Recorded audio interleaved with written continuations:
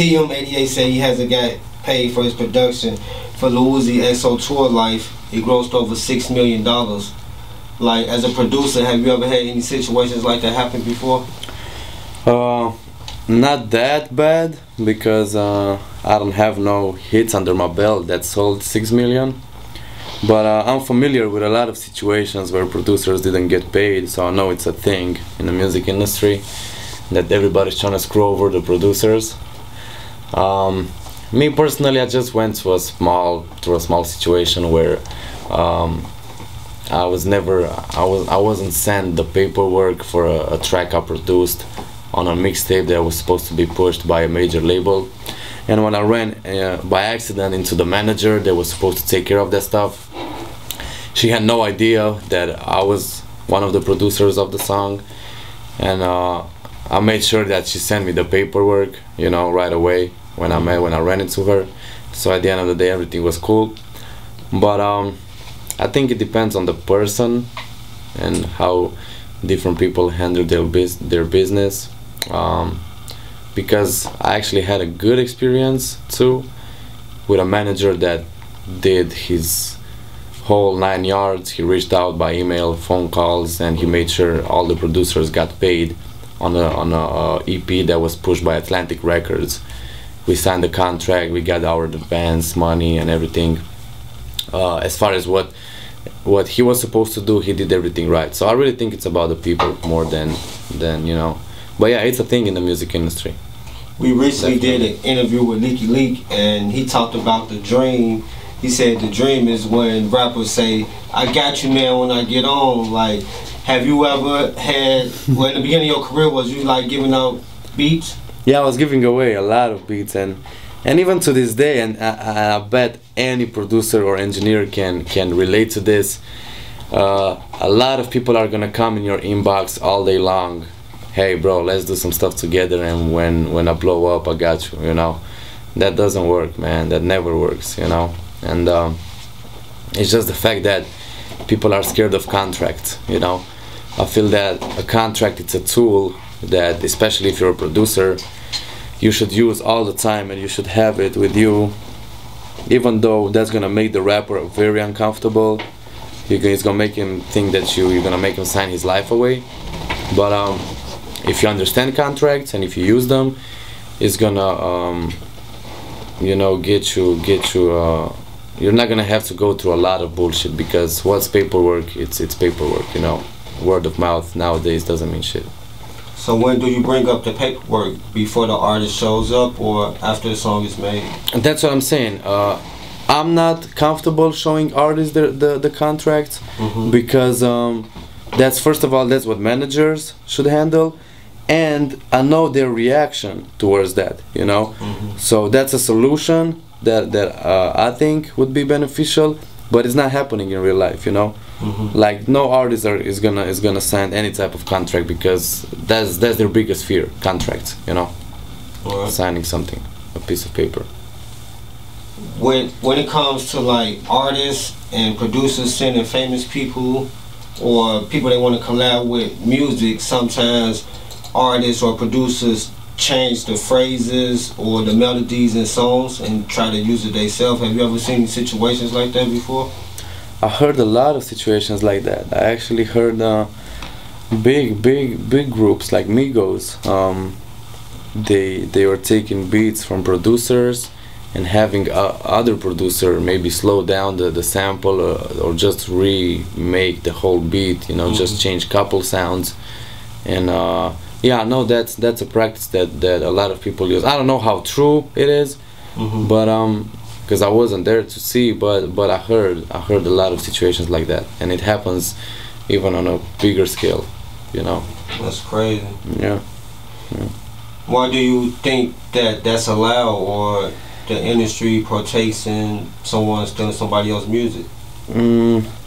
Because everybody wants to get a piece of that pie, you know, piece of that cake. At the end of the day, it's like everybody's hungry for that small percentage or whatever they get, because we all know that music industry, you know, it's a, let's say, it's not a lot of money in it as people think it is, you know. It's more smoke and mirrors, it's more flashy, you know, like if you got a couple millions to your name in the music industry, you're somebody, you know. You got 10, 15 millions, you're established, you're whatever. In other industries, with 10 million, you're considered broke, you know. Like if you don't go in, I don't know, like class, sort of say. Yeah, or even real estate, or I don't know, in tech industry, right? A company that's worth a couple million, it's considered, you know, a failure, for example. But in the music industry, since it's a lot of hunger, and it's not too much money in it, and it's few that make a lot of money, few people that know their paperwork and they got their paperwork together and collect all their money that they're supposed to, then those people are gonna win, you know.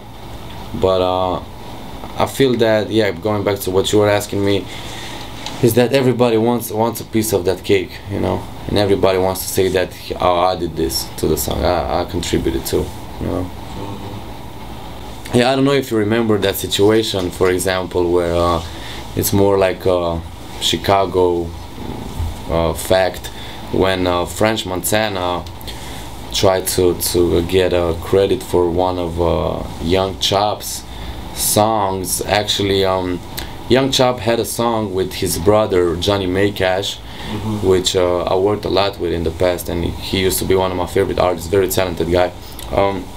They did a song, it was called Paranoid, and Young Chop was smart enough to have that song on his YouTube channel, but he kept it on private. He never posted it to the public, right?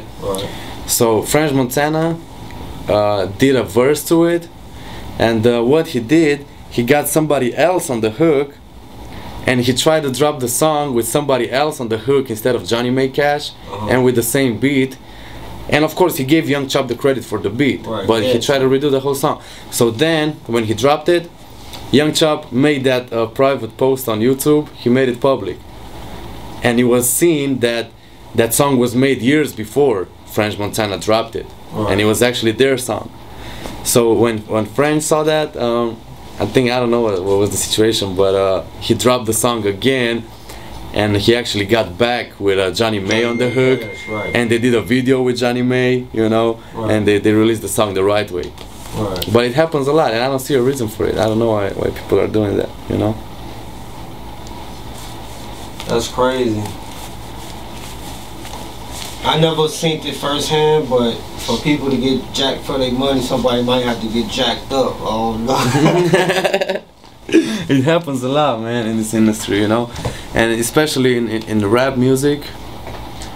It happens a lot because it's more like I don't know, more like I don't want to say street mentality. I want to say like mafia type of mentality, you know. Say that because the strong preying on the weak. Yeah, it's all about, you know, that type of mentality, like people trying to intimidate other people, you know. If you don't keep your frame, like especially if you're producers or engineers, you know, people are gonna come try to get 2 hours and a half instead of 2 hours, or come on bro, throw me a deal, or this and that, you know.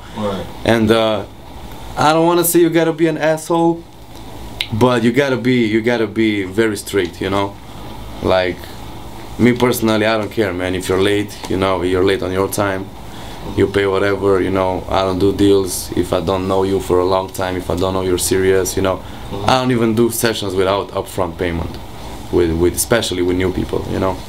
So as long as you're on point with your business, you're not gonna go through no bullshit. But you gotta be extra cautious in this industry, because people always trying to get a deal, and if you keep doing deals, you're just gonna short, you know, yourself. It'd be the deal, man. Hell yeah. You got a chance to do some work with DJ Meal Ticket. He's the official DJ, G Herbo. Yeah. How did you two guys meet up? I reached out to him as well on Instagram, and I invited him to my studio. I was like, bro, what's up? Let's make some beats, you know. Let's link up. And he was very open about it. He was very cool. He just came to my studio one day, and we actually collabed for a long time.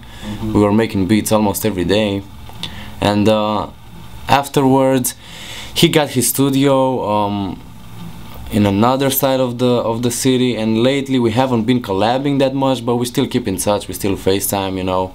And I can say he helped me a lot in this game too. Yeah. Yeah, he showed you some things. Yeah, yeah.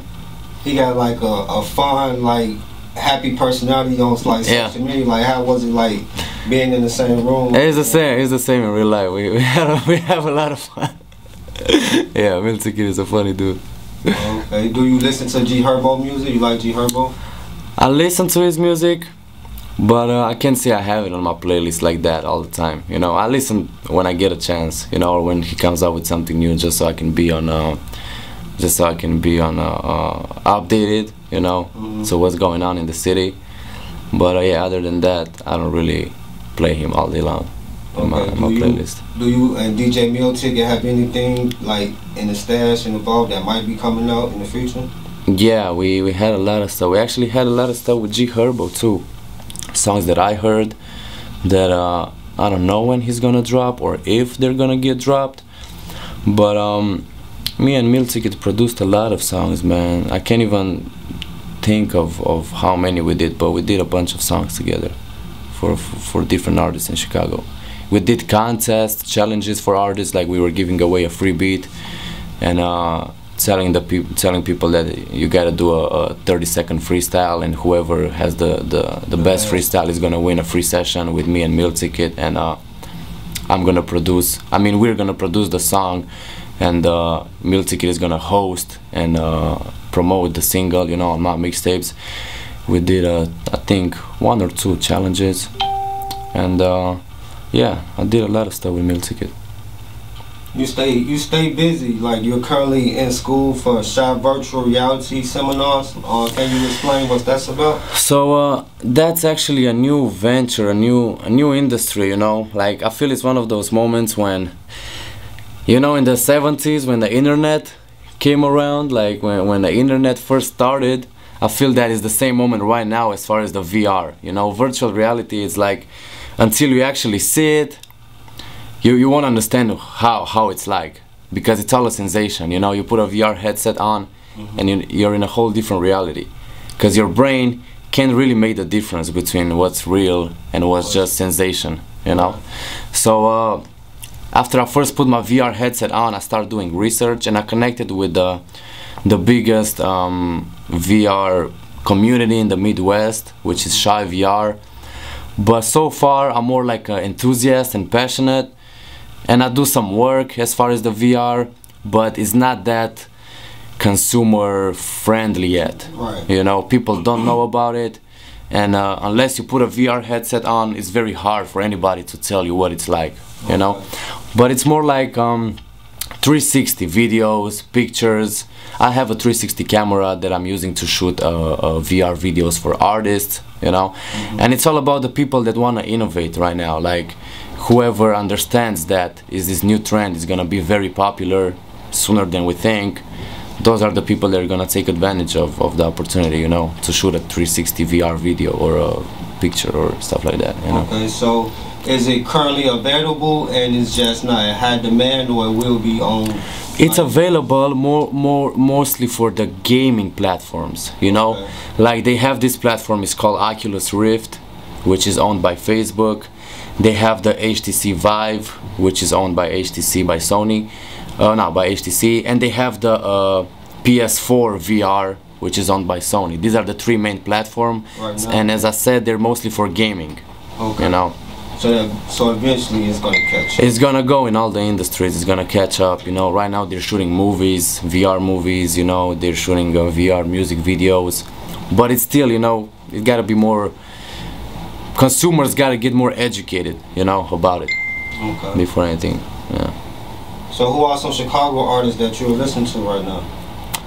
Out of Chicago, I can say I listen to Rico Recklezz a lot. I like him as far as the street music. Who else am I listening to lately? Man, I'm trying to think, because I've been listening to a lot of ATL rappers lately. Okay. Like, as far as Chicago, I can say that Rico Recklezz is my favorite at the moment. That's doing like strictly gangster rap, drill. Okay. Yeah.